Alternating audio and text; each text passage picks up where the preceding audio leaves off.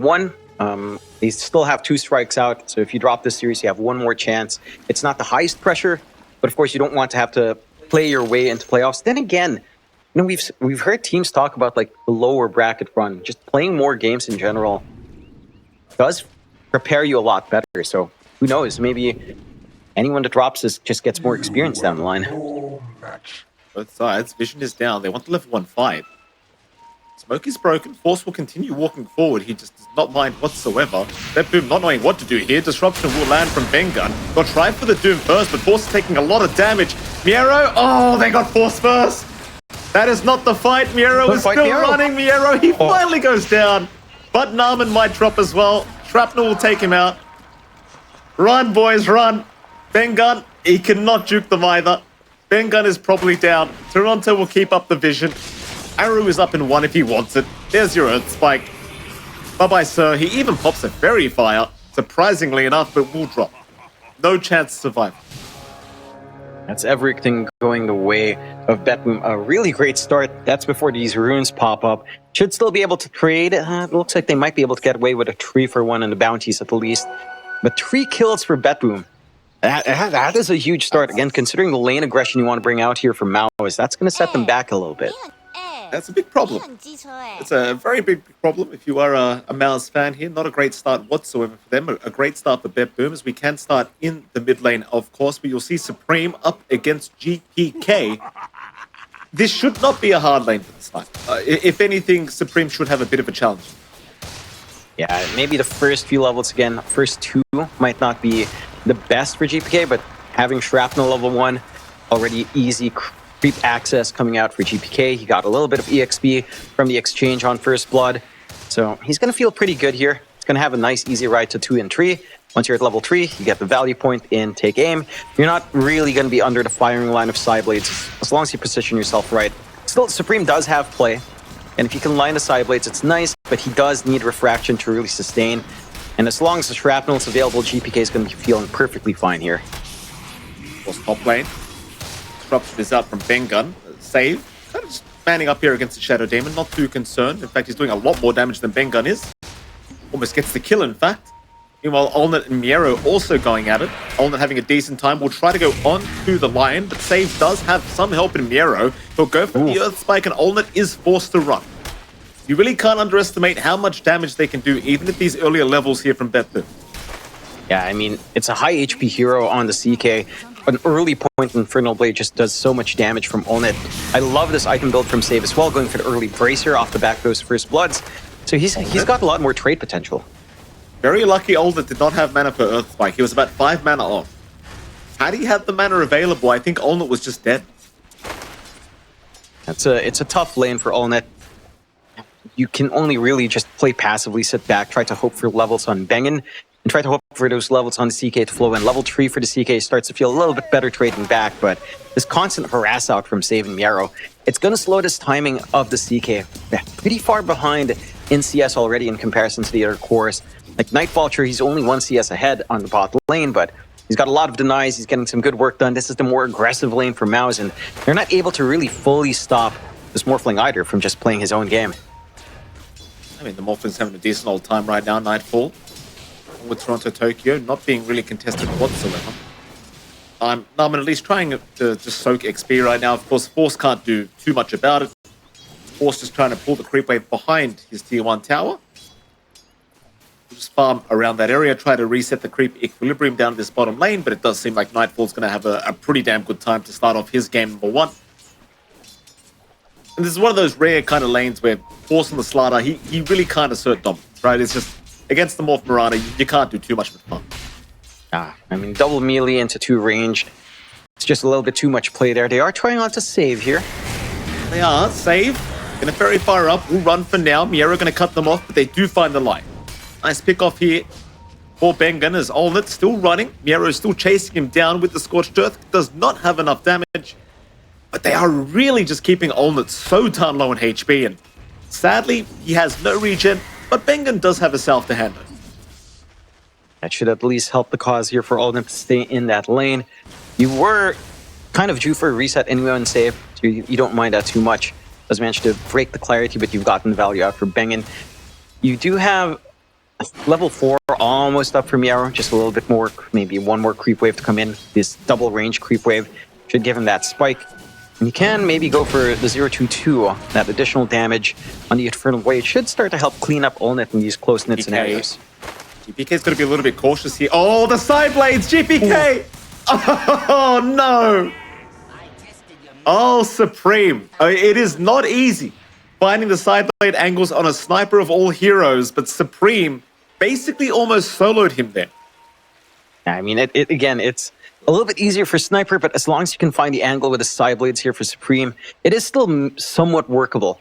It does feel like you need a second level in take aim to truly be safe here for GPK. And we've seen Narman. He gets a little bit of space, Force is just farming. Creep Wave's constantly by his tower, so he gets that room to just have some impact elsewhere because of that bot lane going so slow. It's just more opportunities for them to try to help out in mid. Yeah, absolutely. A 3-3 so far, a nice even game. Slight net worth lead the way of BetBoom, but nothing to write home about. I think the big win right now is Nightfall and GPK are farming extremely well on the Sniper Morphling, but Supreme's having an even better time. And this is the stage where the TA, she can start rotating into the jungle if she does not feel too safe in the mid lane. And Supreme should really start to escalate, I think, here on the TA, which is something that BetBoom need to try and slow down. Because again, if you give the TA the start she wants, I believe that's really what's going to enable MOUZ to just get moved. Oh, Supreme. So a lot of damage being dealt here by GPK, but not quite enough. Yeah, he was trying to pressure in. There was some rear movement here from Narman. He is under wards, though, but GPK is still playing pretty far forward. Top lane, Olnet's falling very, very low. Toronto going to move in, does secure the kill. Bengun trying to help out, cannot do too much. Meanwhile, GPK does go down. Narman able to rotate over and secures another great kill for himself. Meanwhile, Toronto does find a double onto Bengun. Problem is, you are sacking the sniper, but you do get that pos 1 CK, so you're probably pretty happy here as BetBoom.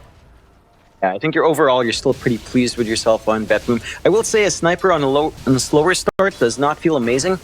And Supreme is starting to get a lot, as you mentioned. Like, these timings for the TA are pretty big for MOUZ. And we're looking for that TA connection into a Slardar timing, right? And Force, again, he's just forced to play slower.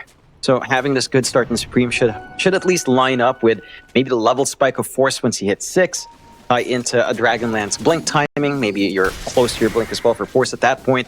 And then you can start to get a lot more work done on the map. The CK can just sit back, play with Phantasm, and form back up. So it's not the biggest loss. I think the concern is just GPK and his timings on the sniper. Let's see how much more they can get out here. But they are keeping this posturing up top. And they understand that cutting off the CK before he's even close to level 6 will slow down that flash farm that we tend to see. They might go again. Earthspike is out. Arrow's going to connect. They do at least disrupt the Doom, but Miero can still follow up quite nicely here onto Olnet if he so wishes. Still, they do back off because the TPs are incoming. Miero now being targeted here by Narman. They'll get the cogs off. They've got the Doom trapped up, but do they have the follow-up damage? They'll try with the Shadow Poison stacks. Miero still dropping quite low, but so is Narman. They are forced to back away, and somehow nobody will die. Oh, it's huge resources out from MOUZ, though. Like, dragging in Narman, already low in HP, has to walk back to base. So you're freeing up that bot lane by a big amount. You know that the mid is not going to be under pressure. GPK can try to recover. You're getting all this free farm done for Nightfall off the back of just forcing in top. And you drag this clockwork away, relieves pressure on mid, allows the free farm to continue for Nightfall. And you're getting everything you want. A little bit of that recovery for GPK, a lot of pressure onto Olnet. No movement out from Narman onto the mid, which is his best lane to rotate onto. In fact, he even had a sneaky movement out from Toronto to steal away the Wisdom Rune as well. You're finding everything off the back of this aggression from the side of BetBoom. You're not quite clearing out objectives. It's still a little bit early for that. But you are working the map to near perfection here. You absolutely are, Narman. Maybe in a bit of danger here. He took the amp damage route, but it probably will cost him. No. GPK doesn't actually have any points in Assassinate, so he could not really finish off the job. Top lane, Olnet being focused again, but Bengun is going to TP to ensure that nothing does come of it. Yeah, GPK, a bit of a missed opportunity, John, not going for the value point in Assassinate. Does not finish off now. It's kind of understandable for GPK, though. Like, you're laning up against a TA. You know they're going to try to run you down. Shrapnel should hold them back. Again, easy refraction burn as well. and just makes it more awkward for Supreme to try to play forward. So it's kind of understandable why GPK would go that way. He's not expecting to take those engagements on mid. He would want to take that time to sit back, form, clear out camps and creep waves, which the maxed out shrapnel does allow. Still committing top. Yeah, they've got the Shadow Demon. A nice easy pick off here with the setup of the Earth Spike into the arrow. 6-4 now, the way of BetBoom. I still think you're very happy as MOUZ though. Like it's kind of the thing. These cores come on so quickly. CK and the TA. Of course, Olnet has been slowed quite a lot, but Supreme is basically free farming on the TA. So you can kind of put the weight of this game on his shoulders for now and buy the CK a little bit of space later on. Or maybe even Olnet just gets the armlet and goes for like a blink or something. Just plays ultra aggressive. Yeah, I think you kind of have to look for that kind of timing. I would say the key timing is really more on Force. He is being surrounded. Certainly is. Force going to cop the arrow. X is out as well. Nightfall will be there to follow up. Force still trying to run. Gets a stun off. Force still getting out of there. Is all right.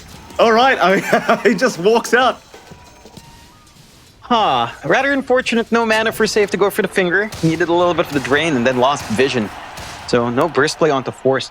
Like we were talking about, it's actually really important that this Slardar gets that blink timing to connect with the TA, because you're not going to be connecting with the CK anytime soon, and this TA can't play alone with the supports. There's way too much control on the side of BetBoom. They're always on the aggressive. They've got good control with the Mirana and Lion. So you do want to connect with the Slardar somehow. Bot being slowly sieged. Force. TP's in, but they are waiting. Save has the mana for finger this time. But he will not be able to land the initial stun off, and well, they still get the tier 1 bottom tower. So at the end of the day, BetBoom probably going to be pretty happy with that objective secured. Going to open up a little bit of space for them across the map. It seems like both sides are just more than happy to hit creeps for now. There's not too much stress on either side to try and make some plays happen. So as I say that save in Toronto, Tokyo, they do smoke up. Still looking for Force, perhaps. Force, though, being very cautious, not approaching the creep wave. Will now try a long wraparound here from Save, going far east. We'll wrap around the ancient camp. Force, not expecting this one. Should be in huge trouble. The arrow will fly in. The finger's available. They'll pop it, and Force is gone. Yeah, that's what we were looking for last time. Enough mana on Save this time to get the combo off. Freebie coming out for BetBoom. 2k lead maintained. Still no pressure coming out onto Nightfall. Probably one of the freest Morphling games we've seen in a while. Not a massive lead over Supreme, but considering that he's just been staying in that lane, not really going into the jungle, still highly impressive for the Morphling. And again, that tempo coming out for BetBoom is lining up. Again, you've had a lot of free space for GPK. He's playing in the triangle uncontested. He's almost at that full Maelstrom, so the sniper can just start to do a lot more damage from the backline. They've got Moonlight available now as well to continue this movement up top. No defensive wards here from MOUZ to spot this kind of rotation. Absolutely not. BetBoom, they're going to run right into Olnet. Olnet would really rather not die here, but he's going to get caught, it looks like. Save will land the Earth Spike. The arrow will connect on the backside, and the Doom is committed immediately. Narman, though, he's going to hook in. He'll try to save the day, but Miero is still able to secure Olnet. They are going to try and trade with Miero, and Miero has been left behind. So really not the worst trade for MOUZ, because the CK, he was already kind of struggling anyway. The Doom, a much higher net worth to take. Yeah, it is worthwhile for MOUZ. You look at that net worth shift. 553 for MOUZ off the back of that. Maybe not ideal that Narman finds it, but you know, you take what you can get. You get some activity out for Supreme. He's 100 gold away from that blink, 30 gold now. And once that blink is up, again, that's kind of the timing we're looking for. Blink timing for Forces lining up here as well.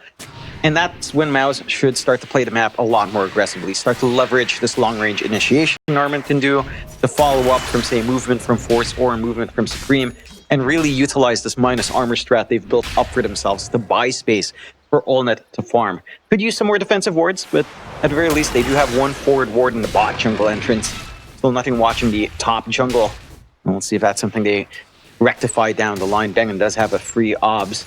The side of BetBoom, though, despite that loss in the Doom, again, you're still free farming on Nightfall. Your win condition still uncontested bot, very well protected with a forward ward between the tier 1, tier 2 spot. No one is going to be stopping Nightfall anytime soon. He's got the Manta up now as well, going for the Conda. Like, this timing on the Morph is getting dangerously close to hitting its big spike. There's going to be a smoke from MOUZ. They'll head down towards the south, running right towards the Morphling. Be a great time to find Nightfall. Instead, though, they are going to head west. Possibly looking for GPK, who is actually hanging by the Tier 1 mid tower. Nama's got the hook shot ready whenever, but they are lacking vision. So nothing to come out of this gank unless GPK shows himself, but he does not. So back to the farm game it is, I do believe. But never mind, they're going to run top. I think the smoke's about to wear off anyway, and yeah, they just give up and go back farm. Just maybe set up for the rune. They do get the haste rune up on Supreme. And again, they've got that blink up on Force, but he's not connecting with his teammates just yet. He wants to pull Ags. So you're not going to have that burst GPK. Supreme. Having a look around, but the Moonlight Shadow is there, and there is no detection. Once again, they will have to just leave the area, MOUZ. Concerning signs, because Nightfall is still freely farming on this Morphling. They are having a look around for Nightfall. They seem to have a decent idea as to where he could be. Narman will scatter it now with a rocket flare, but they only really see Save. They will try for the chase. Hook shot? No, they'll jump in with the stun, but Save, well, he is gone. No chance of survival. Supreme will take that one. That's a pickoff they desperately need on MOUZ, but not in the hero they'd want. Nightfall backing up in the nick of time. Had the illusions to scout a little bit forward and try to block as well. Not the easiest angle for Narman to try to reach further out. Should be able to find this tier 1 bot in exchange, start to take some control across the river, get themselves a safer farming spot. Awesome. Forest? They're going to see Nightfall. Be able to do too much about it, though. Nightfall will waveform out of there just fine. MOUZ instead looking top lane towards Miro, so they'll go through the Twin Gate. Miro, not realizing something's a little bit awry, does stick around for the creep wave and is probably going to get punished for it now. Will make the jump in. Miro completely alone. Is actually pretty tanky, but it won't be enough. He is down. It is a lot slower to kill off that Doom. He had the plate mail on hand, so he still had +9 armor, despite the Corrosive Haze and the Reality Rift being on top of him. It takes a little bit longer. If he had backup, that might not have gone as smoothly for MOUZ. Still, BetBoom grouping up for the power ring. Narman, he kind of just jumped into his death there, and Nightfall will take a dominating spree off the Clockwork. Not seeing the whole side of BetBoom waiting by the shield rune. They did not have vision. Into the tier 1 mid tower they will go, BetBoom. No hesitations here. Of course, for MOUZ, they cannot defend. They are just not online yet. No. Again, they don't really have long cooldowns to wait for, but it does look like Supreme isn't the comfiest just yet. And neither is Force. Like, we were still looking for that Ags timing on our Slardar, the Deso timing for Supreme to really get that burst going. Both of those items are still a long ways off. It's just been mainly the supports rotating out with either core. I really need to see the core connections come in. Again, they can afford to wait a little bit. The lead, 5k up for BetBoom. Not the biggest, but it is noticeable. And for the side of MOUZ, if they are just going to wait for this Deso, they need to find kills into Roshan to really take control back in this game, reach their early spikes that we're expecting around the 20 to 25 minute mark. Even the siege on the tier 1 is just going a little bit slower. They had that space a while ago, but because of the gate movement, have to go back to it now. Eventually finding themselves some room to play in. Still, man, BetBoom is just so comfy. Like Nightfall, Phylactery is already up, Conda not too far off. That's when things get really funny with the Adaptive Strike Burst. Has the protection with the Manta, so that means down the line this Orchid pickup's not going to work. Bengun, he'll break the smoke here from BetBoom. He'll tank the gank for his team. So probably the best case scenario. They'll let Bengun die, they'll get everyone else out of there. Thing is though, it is BetBoom making all the moves. They just continue to be aggressive here up against MOUZ. Now just going into that die triangle and trying to take over that side of the map. The map is slowly shrinking here for MOUZ. They are running out of room to farm. Yeah, again, they're not able to play off the blink timings we were talking about. It's just a patience game now for MOUZ. Wait for this build up. Wait for that Orchid on Ulnet. Wait for the BKB afterwards on the CK. And it's time for BetBoom to just play forward. Again, really good aggressive ward setup right by the triangle entrances, watching both ramps to give them an idea on a rotation here for the side of BetBoom. Side of MOUZ now starting to work their way across the river, playing in that bot jungle. They do have a ward to protect, and that cheeky cliff by the stair line on the tier 2 down bot. So they can still try to stall. Just, they need to avoid the side of BetBoom. Once they do have these up, though. Ulnet. Ulnet. Oh, they're going to save. Bengun is there to help. Arrow will not connect. Disruption will save. Ulnet, in fact, now going to turn back around. Force is here as well, and save is gone. A nice play already here from MOUZ. The Supreme now jumping in. Hookshot will lock down Toronto, and that'll be a second. Support duo is down for BetBoom. The BetBoom are still kind of hanging around here, but I would not recommend forcing a fight. They are still going to give it a crack, though. Force, he's being targeted. Nightfall, he'll move in, though. The silence is out. He'll jump right onto Force, and Force is gone. Narman, in between a rock and a hard place right now, is still alive, though, in that tree line. His MOUZ are really trying to press the advantage, but BetBoom side are not backing off. In fact, they're going right back in. Doom is out onto the TA. Supreme needs to run. They'll disrupt Nightfall for now. Hold him back. Ulnet, though, has been left behind. Ulnet is gone. My goodness, I mean, the confidence from BetBoom. Even 3v5, they're like, let's go. Yeah, they only lose their supports. They knew that MOUZ already blew some of their bigger control. And having Force so far forward without any saves is really risky. They can't get these burst plays without the Corrosive Haze. Again, you don't have that Deso up yet on Supreme. You really need to pile on the minus armor to start to play your lineup. Good punishment coming out from BetBoom. The initial kills for MOUZ was a massive swing. That's around 1.2k gold going back their way, but nullified by losing their 2 cores in exchange at the end. A little bit fortunate they didn't lose any more than they did. Still, they don't have massive cooldowns to wait for. Doom was expended, so they're going for a smoke play now. Well, they've got to try. Bit of a shame, though. Supreme was, what, 20 gold off his Desolator? Just 20 gold. That's all right. He's still going to go after GPK. They'll finally see him. Forced to jump in. Does get the initial stun off. GPK, losing most of his HP. Pull is gone. It's a nice start already for MOUZ, but can they retreat? Nightfall and Toronto Tokyo are here along with Miero, and they do at least take down Benga. A great trade here for MOUZ. Everybody else will be able to leave the area. Yeah, that's a big hit and run they need on MOUZ. Just rinse and repeat. They're still... Nightfall, the stun is out. He does mad drop, though, and he does run. Drakemorph is there. They'll hold him down with the hook. The cogs will lock him into boot. He's a very, very tanky piece of water, though, but it's not going to matter. That's a big kill. It's some great spell staggering as well from MOUZ. Knowing that the Mantis forced out, you've got the room to use the Orchid, you've got the room to use that Spirit Vessel Narman has, softening up that Morphling in a huge way. And now, that's a Desolator of Supreme delivered. That's Roshan coming out with Corrosive Haze, with that Deso up and the meld. This is not going to take that long for MOUZ. This is when they start to swing things back their way. They are ready to play 900 gold away as well for Force to just get his Ags. More durability up front, secondary life for Supreme, and they equalize the game. 4k lead still up for BetBoom, but now MOUZ does have some play in them. They're not just going to sit back and farm. They do have burst potential lined up now.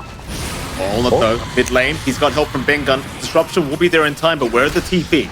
Narman is coming. Narman will be there to help out. In fact, the Glimmer Cape will be more than enough to allow the CK out as now Narman looking for a hook, threads the needle, but does not connect on anything. It happens. It happens, and it's not a big loss for MOUZ. That's Doom down again for 110 seconds. It's an opening for MOUZ to just kind of look for counter initiation if they want to, or just pull back and farm, play along with us, just wait for some more timings. Again, the Ags for Force is just so damn close. There's no need to rush too hard now off the back of that Roche pickup. Supreme going for the Crystallis as well for a little bit more burst. Just heads up play, banging with the saves, Glimmer Cape more than enough, and no follow-up burst. Just the nuisance of disruption can really throw off that kind of gank from BetBoom. Great. Definitely feeling a lot more confident now here is MOUZ. BetBoom only 4k ahead at this stage of the game. Still a 68% win probability for game number 1 on the side of BetBoom, but MOUZ is certainly looking to try and make a comeback here as Supreme will get started on that bottom tier 2 tower. Miero will just try to clear out the creep wave and ensure the tier 2 does remain protected. The whole of MOUZ are around this bottom lane. It seems as though they are more than happy to fight once again. Because with the Aegis up, why the hell not? Now the Acceptor are also available on Force, so he really wants to go. The wraparound into that Radiant jungle, rather. But it doesn't really feel like they're going to find anybody. BetBoom on their way down here as well. See Bengun, not the biggest kill, but it's a start. Bengun does have the glimmer, will buy himself a tiny bit of time. His team is trying to connect here. Bengun actually still alive, will disrupt one, still going in fact. Meanwhile, Olnet though, he copped an arrow. Olnet's in huge trouble, Olnet is gone. Oh, that is not the start you wanted. Force now in danger to boot. Nightfall gonna lock him down. Force still trying to walk away, is running, but it is not enough. I believe that was an arrow that flew right into the CK's face. Yeah, just weaved right in. A pretty interesting angle for MOUZ to take. Like, sure, you managed to sneak around and Bengun. You isolate the backline sniper quite nicely with disruption, but there didn't feel like a good angle to follow up in. Your cores were choked out by the staircase, having to cross the river still, not making their way there fast enough, and MOUZ just punished. They're looking for an opportunity. That lead grows to 10k now for BetBoom. That's them forcing this fight into the Aegis, and you see the confidence, right? Bengun turns back around, isolates the sniper. Oh, the arrow right in that blink in. Oh, and Aegis gone? Supreme, he's been caught by himself with his pants down in the woods. Oh boy. And BetBoom, they will have their way with him. Unfortunate. Supreme, not wanting to die like that, gives both lives away. Just a couple of errors here. I mean, you saw that last team fight. The arrow was meant for Bengun. He stood still, and was sadly Olnet said, "Get down, Mr. President," but the president was perfectly fine. Oh. Here we go. The arrow. Make the jump. Olnet's going to try. They are playing without their TA, though. This could be a very dangerous fight from Olnet. Disruption, it'll buy a bit of time, but BetBoom, they are not relenting. They're more than happy to go, and Olnet is gone. Oh, they are falling apart here, MOUZ. BetBoom starting to feel it. Will go through the top tier 2 tower. Maybe getting a little bit too excited as MOUZ, and it is costing them heavily. And it is. They were playing around vision, which gives a lot of confidence for Olnet to move in, but he doesn't have anything defensive. He has to respect that control. No BKB up against a Lion, up against Mirana, up against this potential Doom threat as well from Yellow. It's just so easy for BetBoom to take control. Whereas for MOUZ, it does feel like you need to stack on that Corrosive Haze, you need to have the Melt Strike come off, you need the Reality Rift onto that one target to get that instant burst. When any of this is taken out of the equation, it's just a lot tougher to get that instantaneous kill. Like, I'm surprised Olnet forced that.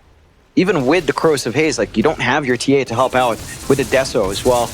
And the minus armor stacking is just not enough to take care of Mero, who has like 34 armor with that Chivas up and base boots. It's way too much for them to even consider. Yeah, it certainly is a very tough situation now, as there's a 13k advantage sitting for BetBoom. 90% win probability on top of that, which does not sound very good if you are a MOUZ fan. Supreme, Narman both look to retreat from this bottom area of the map. And you also got... Oh, hold on a minute. Top lane. Force. Caught out. Hex is there from save. There is one save around, which is Bengun, but he does not want to bother. He will start to run west and hope that Toronto does not sniff him out.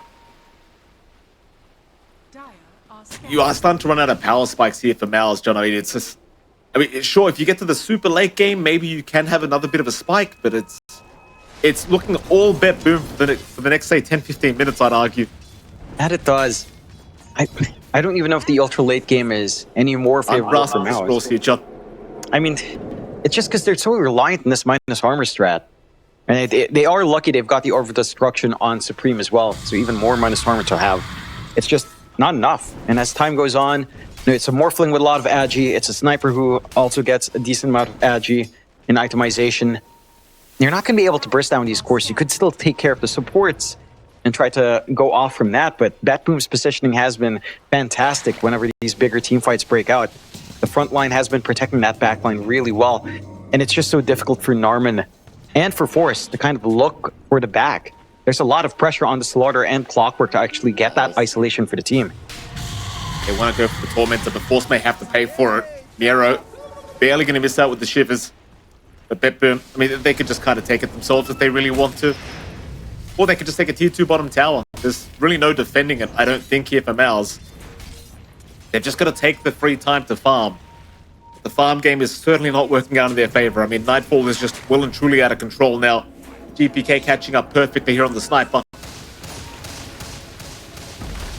If you can drag it out long enough, I mean, maybe you can think about the Ags CK, you know, start to split push lanes a lot, do those kind of shenanigans, but we are talking a very long time away from that. It's certainly really far out.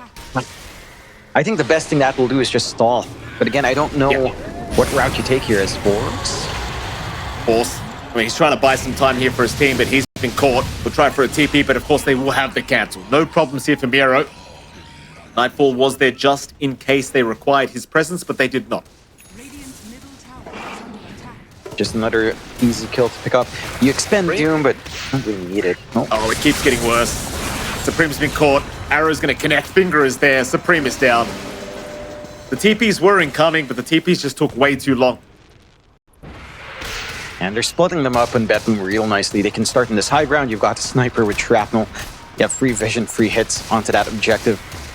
You do have ways to jump it. Again, Norman can hook shot in, try to isolate, but without Force around, without Supreme around, you're not really going to get that burst kill. So a good, easy push coming out. Fortify will come in, but there's no creep wave. It's still coming in. So backdoor's not going to kick in either. Got that space here for BetBoom to do what they want. And it looks like MOUZ understands they have to surrender a Rax. They can go for more if they wanted in BetBoom. It is a little bit more risky with a TA starting to respawn. We wouldn't expect them to get too greedy. They blow both Fortifies to get this respawn going. I don't know if they can really defend that, though, even with a respawn in. You might just have to try is the issue here. I mean, it might be the last attempt from MOUZ. They'll smoke up as 4. Supreme will respawn in 3. Toronto going to pop the Moonlight Shadow, so it seems like they have a pretty decent idea that they're coming. BetBoom just staying on the high ground, staying as a complete unit. Now, even BKB now up on Nightfall is going to make it that much harder to burst this Morphling down. They will retreat for now. MOUZ still having a look for an entrance to this fight. They will make the jump in, but the stun does not land on Toronto. Miro's right onto Force. Force is getting deleted on the Slaughter. Ultimate is gone. Narmit is gone. How many more is gone? It's going to be another as Bengen goes down to boot. It might be around time to call. I mean, this game, it is looking very, very hard to come back from, if not impossible. I would lean towards the impossible. If you mentioned there, Mike, it doesn't feel like they can really play around. They do call the GG. They understand on MOUZ that they missed their timing. They had to play a lot more up-tempo here.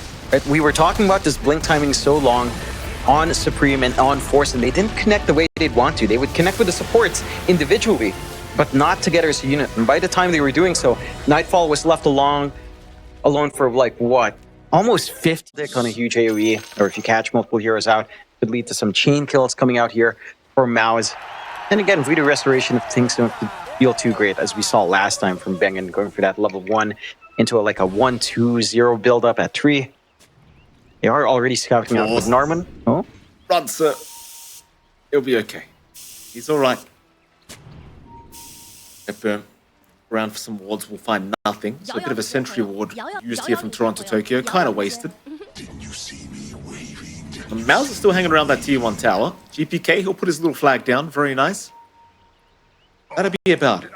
The question is, do they want to fight? Because it seems as though BetBoom are more than willing to give it a crack.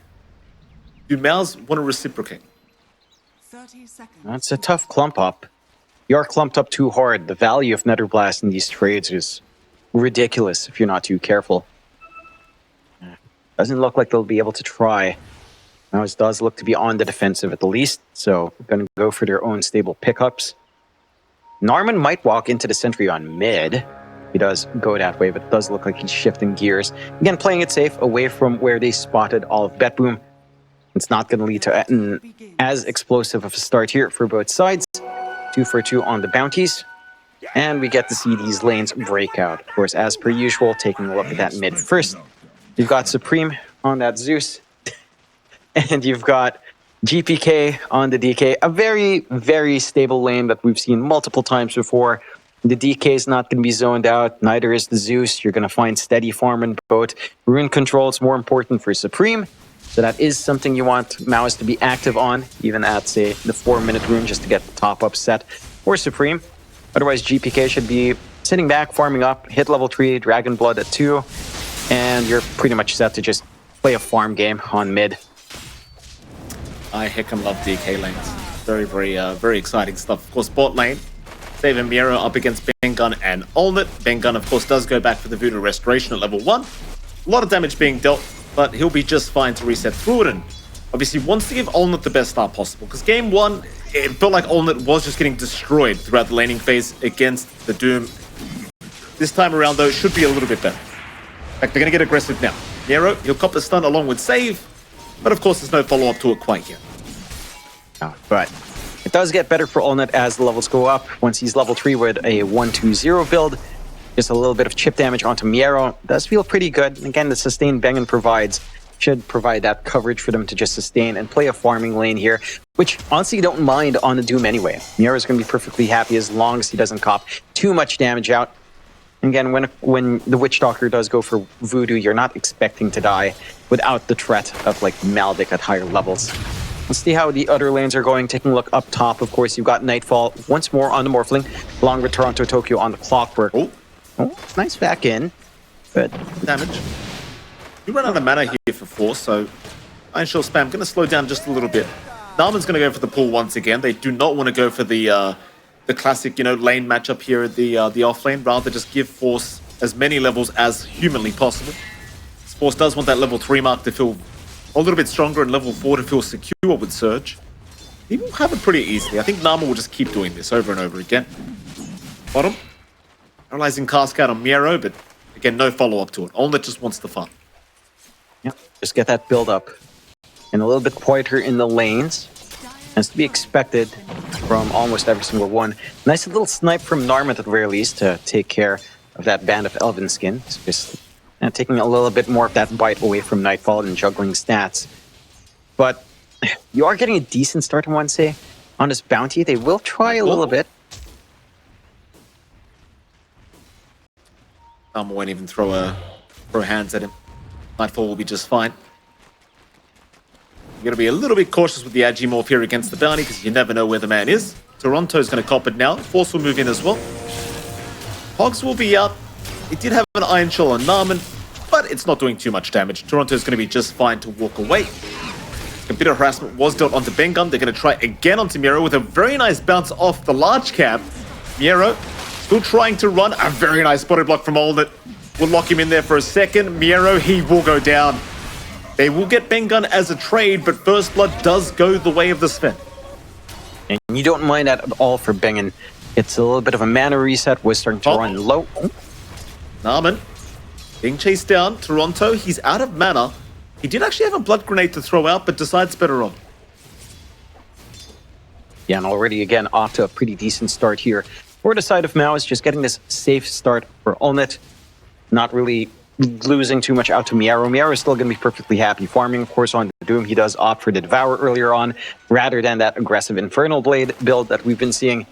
So does know that some recovery is necessary here. I think the one thing for the side of MOUZ that... well, they do. There you go. Narman gets the kill. That's a big one. And Nightfall, again, just have to be a little bit careful with the Agimorph against Bounty. Toronto gonna try and fight, but that Iron Shell is starting to really tick away at the HP pool of the Clockwork. Force, however, pretty low himself, will have to back his way out. So far, pretty good from the offlane of MOUZ. And it is. You don't really have the sentry coverage you'd want to have for protection here on the side of BetBoom, so Narman still has some fun angles. You do have the wards ready on Toronto. Just have to be careful. The classic Invis plus the Iron Shell, one of my favorites.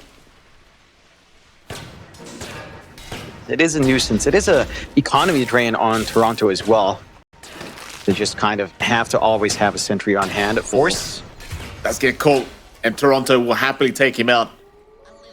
Force just trying his best to get the pull away once again, but it just will not pan out in his favor. But Nama's going to say hello to Toronto Tokyo. We'll just keep tabs on where the Clockwork is going. There is still a sentry in the mid lane from earlier, so they will know the Bounty Hunter is going to be there rather soon. Narman, he'll make his presence known anyway. Not a big deal. Gets the instant D-ward. It's already a little bit of a win for Narman. Both sides could start to set up for 6 minutes a little bit early. You've got that 6 up on GPK, so a slow shove on the mid should happen. Slight advantage as well in CS. So he is pulling ahead. Yarrow. Miera in a slight bit of danger. Olna's actually just trying to chase down Save, but they lack the lockdown after the initial stun, so that'll be about it. Meanwhile, top lane though, big cogs out. Narman still fighting Toronto Tokyo. They'll go right after Nightfall, and Nightfall might need to back his way out because Narman is not backing off. Nightfall though, strength morphing will be okay for now, but Narman constantly chasing him down. Supreme in the meantime being dived here by Save. Supreme will be okay. Oh, he doesn't have mana for Thunder Gods. Had he had it right now, you know Nightfall's actually morphing in the tree line. But he does not have the mana to pop the ult. Not quite. Good timing in that pressure from BetBoom. Would have been pretty disastrous to lose Nightfall off the back of this kind of movement. They're still trying to get some punishment on how low MOUZ is from that top lane. A little bit too quick for Force and walk away. They planted the board again in the same spot. It's an easy D-ward once more. Lots of value for an Arm. I'm surprised they ward there again. Armin just D-warded a while ago. Sometimes you kind of forget. That's all right. It happens to the best of us. Happened to me a few too many times, I want to say, John. Toronto, trying to get that 7-minute Wisdom Rune timing. Does get a very nice cogs off. And should actually have it. Vacuum. Oh, very nice vacuum, of course. He will save. Toronto now going to try and find a way out. But the chase is on. Thunder God's Wrath is out. They should eventually have the damage, but Nama will just abuse the Iron Shell for now. Meanwhile, Miera going to go down to Bengun. And there you go. Toronto is down. 5-2. Still a slight net worth lead BetBoom's way, but a fantastic start this game. 2 around for MOUZ. And it is. You're getting the levels you need on Norman. Halfway to 6. Already has that earn up, so has a lot of impact on the bounty. Once track is ready to go, you've got a pretty free lane for Allnet, all things considered. Mind you, you are still getting some really stable farm out for Nightfall and GPK. And that steady pressure on mid should eventually find us objective, especially if Save finds the time to come in and apply the Netherblast pressure as well. It's just that he can't exactly leave Miera alone just yet. But overall, like, this is the kind of start we were looking here for MOUZ.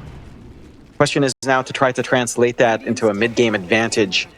BetBoom, they're not exactly behind. In fact, you're suffering a lot more in Force than you'd want to on that Darkseer, but farming back for the Darkseer is not too tough with the Iron Shell, given some space. Let's see if that space will present itself. So far, no real takes on the objectives just yet outside of mid, going down to less than half HP. No emphasis on rotations onto mid as much as well. Only just the supports chasing each other down. We'll see if, again, anything happens. That level 6 spike on Norman's the big one. They are grouping up down bot just a little bit more here. Seems like they really want to just slow down the push here from BetBoom. Narman? He was just stunned up or what? Narman's alright. Almost level 6. Really wants that track up before they get going. Almost has it. BetBoom's still going to try and slowly pressure that bottom tier 1 tower in the meantime, but it is a very slow process, even with the level 2 Netherblast being thrown out by Save. I think Narman should be able to achieve level 6 before that tier 1 tower does go down. Meanwhile, top lane, they are looking at Nightfall again. Nightfall is going to be a little bit hard to burst in, I think, but they do have Thunder Gods. If they can stun him up long enough, Nightfall, he'll start strength morphing. He's okay. Plays it safe. Track is up now, though, so they can keep track of Nightfall quite nicely. And again, that threat with the Zeus starts to come online. In fact, Supreme is heading up top. They're collapsing for this objective. They want to trade. Nice scan out onto Bengun. They'll know the rotations were there through the Twin Gate. So Nightfall will immediately back his way out, not willing to give his life away, of course. Question is, how fast can you take the top tier 1? The thing is, leaving GPK alone in the mid lane is going to mean he'll just take your mid-tier 1 tower. And they will not allow that. They will rotate back into the mid lane. So that mid-tier 1 tower, a little bit too important to give away. And instead, it's back to trying to trade those off-lane towers. Yep. Just slowly shove in. No hard commitment from either side. You do have great rune control for the side of MOUZ. They don't manage to use the Arcane rune at all, too much in any meaningful way, but they've got a shield rune up to protect Supreme. Again, they're still applying this pressure up top, keeping constant tabs on Nightfall. Oh, he's got 400 HP, but he will strength morphing. Or does he? Not quite yet. Nightfall. The pump fake on the Thunder God's Wrath. Nightfall will be okay. It's kind of the thing, though. If you can get him below 300 HP, he is as good as dead. Yeah, he's just he does have raindrops, to be fair. It's some protection at the very least. Don't think you have the best stun duration right now to really set up for Narman off the Shadow Walk. Still, Ball will be dropped. GPK trying to set up on Narman. Does do some decent damage, but Narman is still okay. Toronto will move forward, but Toronto now needing to retreat to boot. He'll get a nice cogs to force them to kind of split up the map, or rather split up the fight. That's going to be about it. No kills to come. Keep in mind, Bengun does also have Death Ward available, so you do have a pretty big spike here from your +5 Witch Doctor if the fight does break out. Seems as though MOUZ just going to try and focus down that tier 1 once again. Maybe even try to find Nightfall here in that top jungle. But I'd say the tier 1 is probably the safer bet. just a nice, easy take for the side of MOUZ. They are buying a lot of real good space out for Olnet. He is forced to try to hold on to mid, but not going to fully fall to GPK's pokes just yet. There is the Blink Dagger timing now up for GPK though, so he does have that initiation on hand. Instant smoke and gate usage out from MOUZ, is looking to collapse onto that mid lane. Tower's not going to last long enough for this movement though. Let's see if they still manage to connect in time. The Dragon Form does wear off. MOUZ trying to be a little bit sneaky with their positioning, but the pings are out. It seems as though they know exactly where MOUZ is coming from. That T1 tower is still dropping. He is now officially gone to the creeps. Narman will eventually find save, but BetBoom, they just read the movement very well. They knew exactly where they went. They will not give them an opening. Yeah, and that's really key up against this lineup of MOUZ. If you deny them these opportunities for the track, if you deny them success in the clump ups, then you just can simply outscale them at the same pace. They're not able to snowball. They're not able to hit some critical timings a lot faster. Again, you are still farming up really well on Olnet. He's been left alone for a terribly long time here, going for the Echo Saber into the disassembly, BKB with Blink, that we tend to see on the Sven. But ever since hitting 6 for Narman, we haven't seen these crack kills come in. And they've always moved on to Nightfall, but it feels like if you don't manage to chain that Thunder God's Wrath with the disables, that kill just doesn't come out, especially since you don't have any charges on your urn just yet, and you don't even have the full Spirit Vessel anyway on Narman. This is going to be Still good. looking at Nightfall. Narman's gonna find him once again. I doubt they have the burst. He'll give it a crack by the looks of it. No, just walk past. Not confident that they are able to take him down. They are keeping tabs on the farm, and you know something we haven't talked about. I mean, you have, but I haven't. Olnet is still free farming completely, so I suppose that's the big positive here for MOUZ. Even if you see the Morphling farming, you know that Olnet is completely free farming as well. Whether BetBoom cares or not is a different question entirely, because they seem more than happy to just secure their own farm at this point. Almost 14 minutes in now, 5-2 is the kill score. Pings are coming out towards the south. Miero maybe spotting out Narman there for a second, but won't try to make the jump in.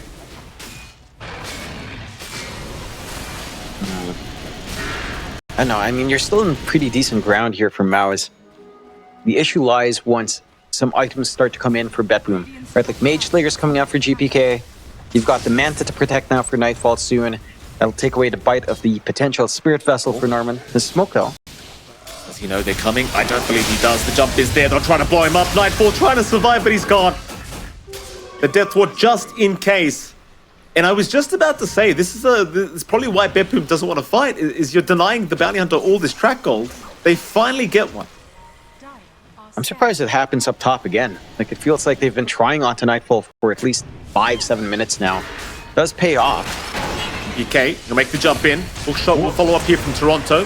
Narman understands he cannot survive. He will just drop. So a nice little pick up here from BetBoom. Obviously doesn't really make up for the Nightfall death, but it is something.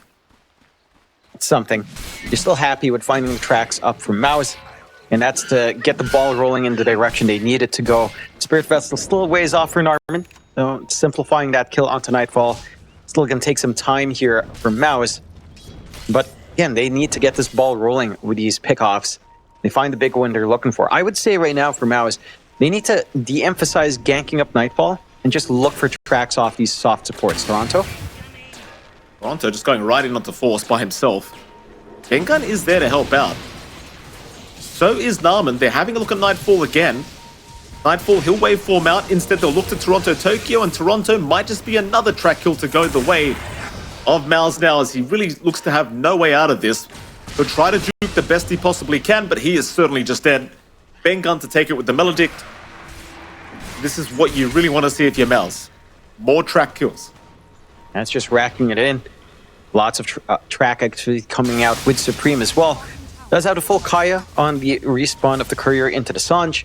Going for a little bit more durability, not going for the instant like Manta Shard, which I do like. He does understand he's gonna need to try to play forward to benefit off of that track. Bangin. Completely and utterly surrounded. Try to buy himself a bit of space, but it's not looking too good for him. He will drop. Another nice pick up here for BetBoom. Not the big kill to find. Still starting to clear out this space down bot for them to safely farm up. Again, all the cores are farming pretty well. Nightfall has suffered from the constant harassment, but you've got this build-up for GPK. You're kind of tied in with network with GPK, Miero, and Ulnit. You've got the full Shivas up for Miero. He's going for the blink next. We haven't seen the Doom come into play just yet either. There's still some massive impact to expect here from BetBoom once the time is right. They've got the 2K advantage on their end, which doesn't feel great for MOUZ when, again, they're trying to build off this track. They're going for another smoke out. See if this one lines up again. They might run into Save. He is the closest target to them. Save does manage to back off. Narman. They do see him now. Save. Gonna cop the stun. Track is out. And Save immediately blown up here by Supreme. A nice pick up here for MOUZ. Every single kill does matter when you've got a bounty hunter available on your side of things. Well, now it does also open up the T1 mid tower. Olnit will go ahead and take care of that himself. Nobody from BetBoom willing to fight quite yet. No. Still need that build up. You're not ready at all on Nightfall. You're working towards the Manta for GPK, which again, just one source of Dispel can open up these fights a little bit more for BetBoom. And you need the blink up in Miero. They are using the space so nicely, though. Again, you're getting run down a little bit. You're behind in kills, but you're still 2K up against a bounty hunter, up against a Sven who can flash farm real quick. You're still in a strong position for BetBoom. That is the full Spirit Vessel for Narman off the back of that pickoff, though. But again, this should start to simplify some of these jumps in while the Mantas aren't available just yet. Not that much of a window, though, as you've got the Manta already coming in for Nightfall. GPK could still be a vulnerable target along with Miero, but they haven't really presented themselves as much as Nightfall has. And honestly, if BetBoom keeps stalling like this, it does simplify their game by a huge amount. Like at some point, Narman's not going to be a threat with that Spirit Vessel. It's just not going to be a factor with all of these Mantas up. And there's always the burst play from Maledict with Zeus and Sven. That is the next threat, along with the big back wall combos that we haven't seen yet. Just feels like you have a little bit more leeway for BetBoom to scale up here. Miero has been watched here by MOUZ. Narman looking to move in. There goes Ult. He'll get the stun off. They've already found the Doom. Miero still alive, just barely with the life train, trying to keep him up. There goes your wall down. Now Miero is still walking out of there. Forces is actually the one to go down. Toronto and Nightfall moving in now, trying to chase down the bounty. Narman, though, is going to be just fine as now they'll turn back in onto Nightfall. Ooh. There goes Toronto. There goes Olnit. Nightfall still waveforming out. But it's a great fight, I think, for BetBoom. It still ends in a 2-for-2, but you do pick off the Sven. Don't worry, guys. I will carry You get the big kill. You stall out that death on Miero so long that he manages to get use out of the Doom. Great saves coming out here from BetBoom with save. Saving the day once more. And MOUZ, that was a fairly forced movement out to have this confidence for Ulnit up front. That was cost them massively, along with losing force. Again, you still maintain this lead on BetBoom. Like, that is still a favorable trade for MOUZ just because of track coming out. But you're not losing much in BetBoom. You are gaining more. And again, you're scaling up on the side of BetBoom. This is them taking these fights without those dispels on hand, without a BKB on Miero, without the Manta fully up, where before the Manta was fully up on Nightfall in that fight. And now he has those options. It's a lot more secure for BetBoom. 3K lead. It's almost the same issue as game one.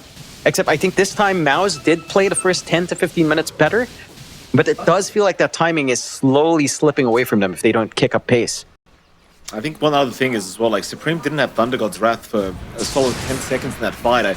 It's a big ability, right? Like you get vision over the whole enemy side, and Had they had that at the start of the fight, Miro would have gotten blown up so much quicker, and you would have had complete vision of the fight. But nonetheless, they kind of rushed for the fight instead of just waiting a little bit longer, and it does cost them, I think. I mean, ultimately, MOUZ actually got the gold exchange their way because of the tracks anyway. So, I suppose say what you will. Yeah. Again, it's just not enough. Like, they get basically 100 gold on top of BetBoom. It's not enough to really help you feel fully confident. They are still setting up for more. They've got God's Strength still ready, and they know Doom's down. Nero, he's going to get jumped, but he's got teammates behind him. Narman also being caught. Hookshot is perfect from Toronto, right on the mark. Narman, he might have to just stand and fight this one out, but there is no fighting. He is down. Force, he'll try to jump in with the Vac War combination. Miero, though, happy to fight back, just dooms up the Darkseer, and the Darkseer is gone. Meanwhile, GPK, he did jump in on his own, the Melody ticking away, but he's still alive. Bengun, now the one in danger here, and the Witch Doctor gets a huge paralyzing cask, but it won't matter. Everyone on BetBoom will survive. 2 will go down for MOUZ. MOUZ just... they try to get a big jump in onto Miero, but not realizing his whole team was smoked right behind him. I was very keen on Ulna to try to make that play. None of his teammates were close enough when he let off that initial Stormhammer run in. And it's just this lack of patience that we're seeing from MOUZ. They're feeling that pressure to play fast, but it's allowing all of these openings for BetBoom. Like, again, no one's finding the back line. Save is just there always to life drain through to Maldic damage. They're not able to play off of that burst potential with Bengen and with Supreme and all of his spells. You're not quite fully secure for Ulna to feel safe. He does need that BKB, and he will have it soon with the disassembly on the Echo. Not only about 20 gold away from the recipe. This could change how these fights break out. They need a lot of caution on MOUZ. They can't afford to overextend.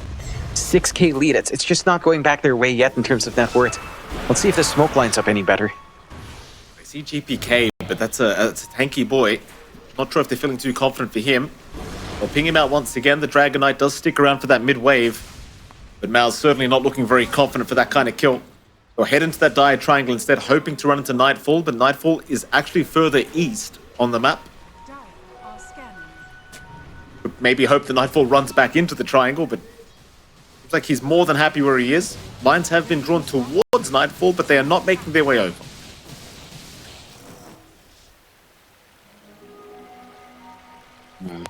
At least get some forward vision off the back of this smoke. Can try to set up for plays around the triangle, or at least. You're going to have this good Ags timing on Force to play around with a normal punch. Along with the Blink already being up, Guardian Greaves on top of that would help massively with some of the sustain here, tying in with Bengen and his Voodoo Restoration. It just needs more time, which, again, it doesn't feel great for MOUZ to play the timing game. As BetBoom just grows bigger and bigger, GPK #1 net worth, his Ags is starting to become a real possibility now. Level 17 as well. So it's going to be the added level on the Black Dragon form once the Ags is up. MOUZ. It does feel like, again, somewhat of the same issues in game 1. It just looks a little bit better in the early game, but they need to find a way to kick it into gear. I mean, you have some backup potentials for, say, ultra late game scenarios here, Mike. Like, down the line, if Bengen gets some farm, an Ags can kind of save you. Like, it's less about spend. Like, it's lower committal to go for Witch Doctor, Ags, plus Vac Wall with Death Ward and Maledict and Cast going off. That is, like, a very long time way for something like the Witch Doctor to find, though. And it's not something they should even consider. They should play around the strength of this full BKB on Ulnet. Need to start clearing out the map. They've got a bot tier 1 to safely go for. Looks like they'll find out for free. BetBoom, again, just doesn't mind. Absolutely. I mean, they've been getting so much farm off the map. They've got 3 greedy cores that are getting exactly what they want. The win probability currently sitting at 60% BetBoom's way, and that only just swung a couple minutes ago, up from MOUZ's end of things. So, BetBoom, understanding their win conditions, just continue to hit creeps. They know they've got the stronger late game, arguably. So now they have just been outplaying the side of MOUZ in these most recent team fights. They'll continue just sticking as a unit, understanding there are strength in numbers. Top tier 1 tower, also looking to go down now. BetBoom will happily take it. Why not Roshan?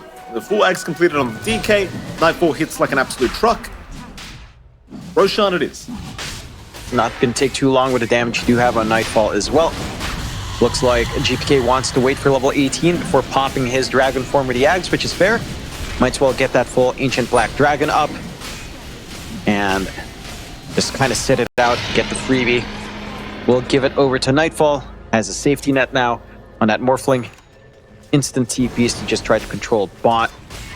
Again, like, this is not a good situation for MOUZ. They've never had a massive net worth lead with this bounty hunter. We talked about this from draft.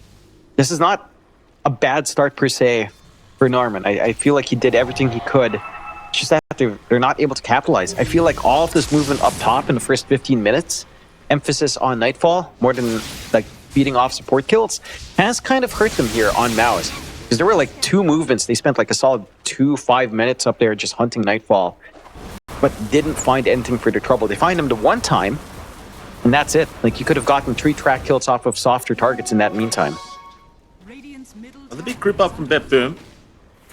Through the mid lane into that dire jungle they go.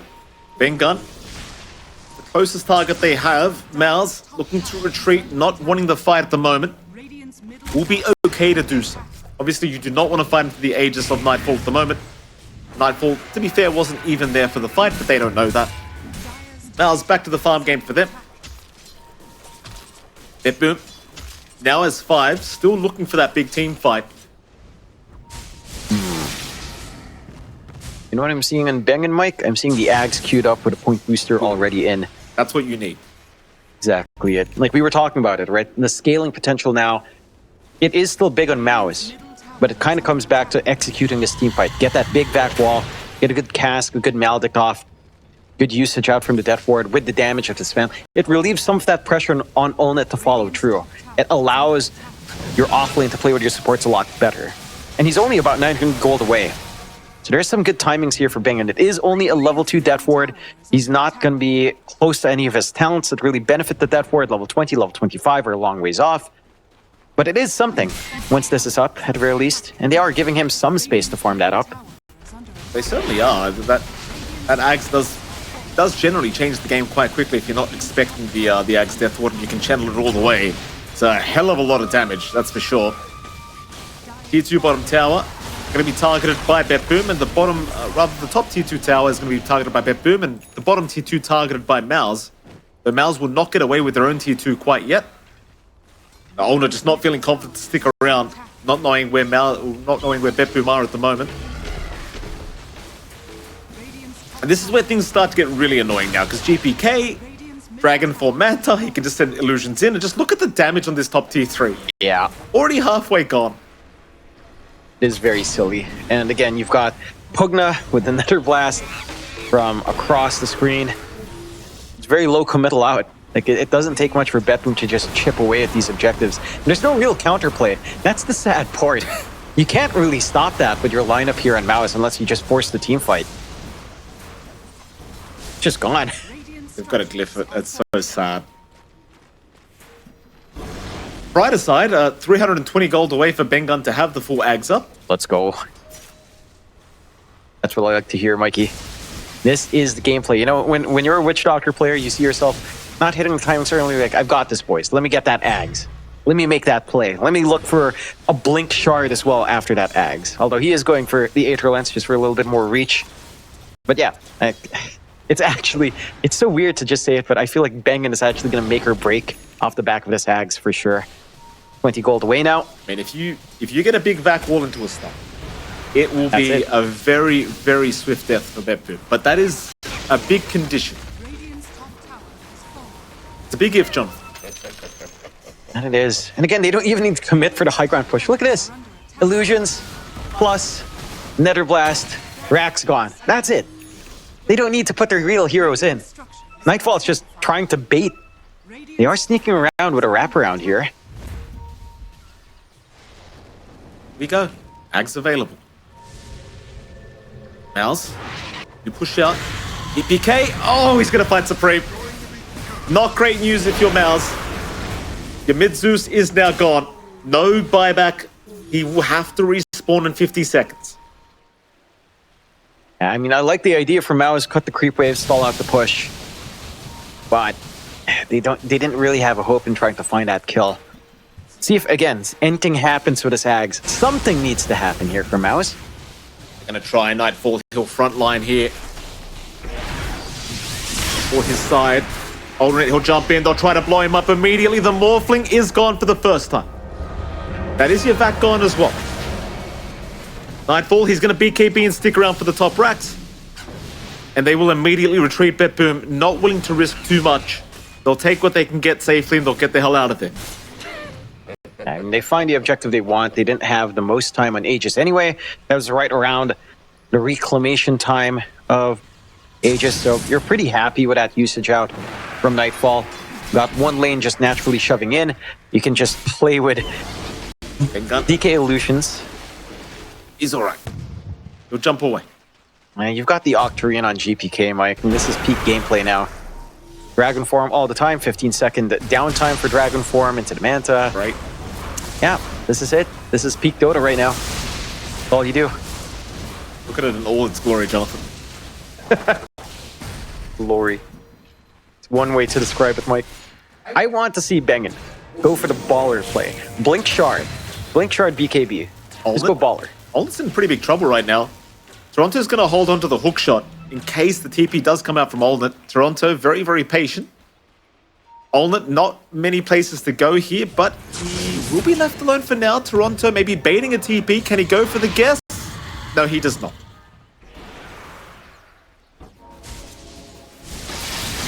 Missed opportunity, but, you know, it's some space. They're cutting off Altnet from farming up. Giving some room for the rest of the course here for MOUZ to play catch-up. 10-9, 18k lead for BetBoom. We cannot emphasize this enough, but you have a bounty hunter in MOUZ's end. This is really not good news. One rack's behind. Great plays from BetBoom to just dodge out, keep this farm game going, hit this big stride they've managed to hit with GPK, Nightfall, and Miero. I don't even feel like we've seen that many Dooms out from Miero. It just doesn't feel necessary when these team fights break out. I'll just slowly siege on the last outer tower. MOUZ are in position to try to make something happen, but BetBoom are just hugging the back. And no low committal push from them. They really don't need their heroes to push here. No, they do not. MOUZ are prepared for a fight, but I think they're going to be having to wait for high ground because, well, BetBoom, they are just not risking anything. T2 tower to go down. MOUZ still waiting to see if they can find themselves an opportunity, but BetBoom are not allowing it. They will happily retreat. Maybe just wait out the next Roshan if you are BetBoom. There's really no need to rush this game. They'll just remain grouped up as a unit. Again, no angle for MOUZ whatsoever. No. You can just stall out for that Roshan here and BetBoom, no problem. They are getting some good shove out from the side of MOUZ. I would say could be a consideration for Supreme to go back for the Manta Shard. They want to just play that stall game, illusion versus illusion fights. Just get your own low committal shoves on the lane going to stall for time. They will go for the smoke play now, though. They're so desperate for a fight here, MOUZ. They're just trying to find anything, and BetBoom, they are running right towards them. But they are on the high ground on the side of MOUZ. They're going to see Miero. They'll make the jump in. GPK will be there to follow up. Miero still dropping low, does pop his BKB, pops the Doom onto the Sven. Now Toronto, what a hook shot, right on the staircase. He'll get the Cox down. It's a very awkward fight for MOUZ now. They need to retreat, and they will. The Death Ward was committed. Actually, nobody dying quite yet. Miero in again. He'll find Bengun. Bengun is down. Force is down. At least you get your Sven out of there for now, but BetBoom can happily go high ground. There's really nothing to stop them. No. No Witch Doctor buyback. No Death Ward. No Vac Wall. No God Strength. There is no fight here for MOUZ. BetBoom just going to be able to clear out all the objectives now on the high ground. I'm so surprised MOUZ forced that fight. Like, Altnet just jumped in onto one target. They play the best when they can fight into a bigger team fight. Find this backline, force the clump up. See if they can stall out for time here. I mean, I think it's really as simple as we don't want to get these illusions in our base again. I think it's like either we go to them or they're just never coming to us. I think that was kind of the idea from MOUZ.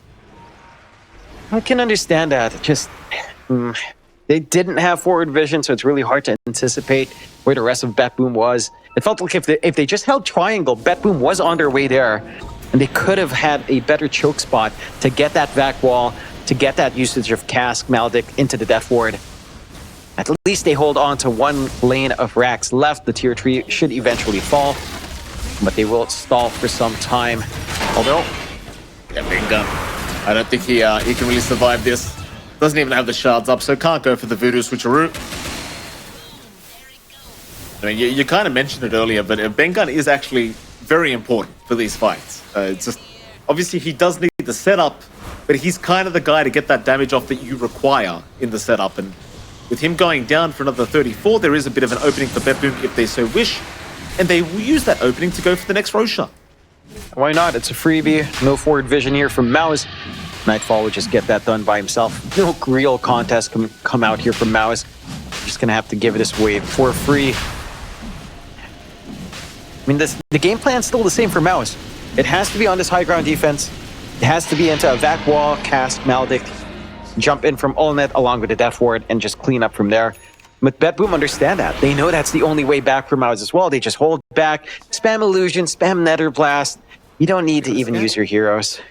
They got a scan on Nightfall. They know he's down at that bottom lane somewhere.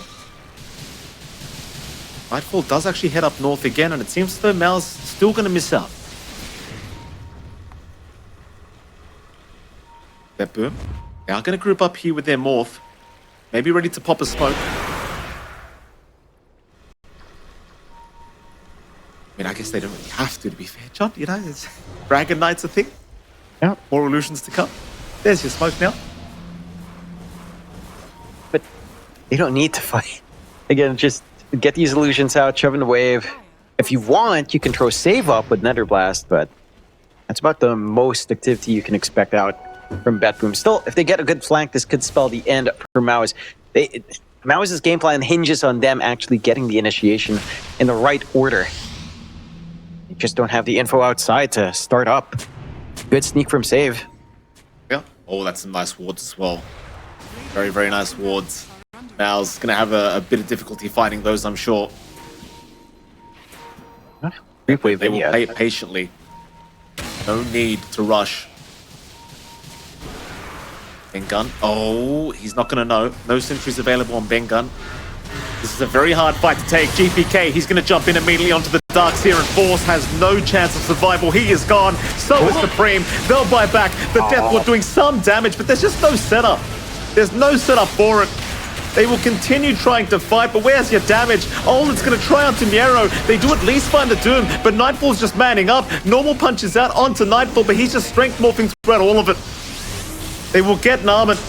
Toronto, in the meantime, trying for a TP play out, but does get stunned. They might have another. They will hold high ground for now. It does cost them a lot of buybacks, but it is worth. And it is. They do manage to get some big punishment out from BetBoom. They get a pretty substantial gold swing back despite buying back on so many heroes. It's just so awkward. And for MOUZ, again, if they don't manage to find that initiation, it falls flat. Like, you need the vac wall to be set up there. Ulnet, he's by himself here. GPK will jump in. The follow-up is out from Nightfall. What do you do now, Ulnet? He'll stun, he'll run, but it's not looking too good for him. Nightfall will chase him down. Oh, actually gets out. They don't want to go too far here, BetBoom. In fact, they will ride him backing up because MOUZ was on the way. That's a close call for Ulnet. Does have the buyback available. Doesn't want to have to commit that again. And just play tag a little bit with Supreme and Bengen. One big piece of news for MOUZ is that you are inching closer to Bengen hitting 18. And it's a couple of steps away into the level 20 with a plus 75 death ward attack range. A little bit easier to position yourself here for the Witch Doctor. And then you can start to dream about that level 25. Still no shard, although it might be coming out for Bengen now, and that he does. Has at least some way of dodging out and applying a little bit more damage in these fights. But they have to connect. It's really down to Force to set this up. The vac wall has to come in. Heck, even just the vac. The wall feels almost like a bonus at this point. Just group them up hard for your Sven and Witch Doctor to get down to town. And you can still play that high ground. They're still in 29k net worth advantage, though, for BetBoom. And in fact, win probability is at 100%. Dota Plus has Yikes. officially given up on MOUZ. I mean, despite having the options, it is very difficult for MOUZ to get that done. Again, at the end of the day. Olnett, hold on a minute here, John Olnett and Narman trying to do something a little bit cheeky, but Miero is going to find the bounty hunter first, so Narman, still being force-staffed away, is actually alive, trying to get his way out of this one. He will eventually go down. Buyback immediately from Narman. Meanwhile, Nightfall, he'll waveform onto the high ground, going after that bottom racks. The fight starts. They will go after the Morphling. Nightfall might lose the Aegis straight off the bat. He's copying so much damage. Nightfall will give away the first life. But can they get him a second time is the big question. He's in the wall already. They'll stun him up. Nightfall will be force-staffed away. Meanwhile, Miero, he's onto the Darkseid with the Doom. Force can do nothing. Olnett, he's trying to fight back as best as possible, but there's just no damage. There is no damage from Olnett. He'll buy back. But can they really defend this high ground? The Glyph will be forced. There is 1 melee barracks left. They're running out of ammo here, though. Olnett, he'll jump in again, but Miero is happy to oblige. He'll just go right into the stand. Olnett, forced to fight, will run with his BKB. Meanwhile, BetBoom, they are just smothering the side of MOUZ, not backing off whatsoever. There goes 2 more. GG is called. MOUZ have seen enough. BetBoom just proving to be way too good here today, finding themselves a 2-0 victory over MOUZ Esports.